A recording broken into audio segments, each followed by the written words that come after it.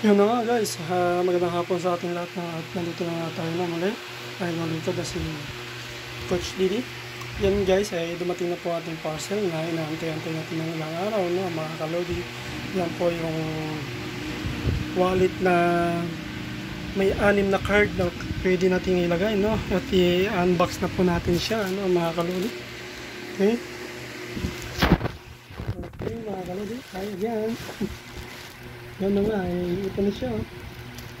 Ayan, bubuksan natin para malaman ko kung maganda ba o hindi. Okay. Oh. Ayos to mga kalodi ah. Kasyang-kasya yung mga ATM natin dito, ATM card saka yung driver's license.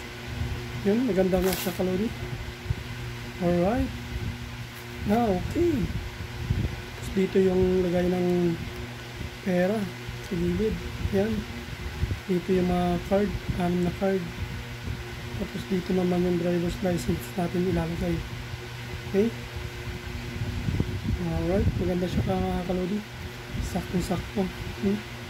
Maliit lang siya and then pwede po siya ipasok sa bulsa. Hindi ka na mahihirapan sa pagdukot at paglagay sa bulsa, no? Hindi mawawala basta-basta, no, mga kalodi.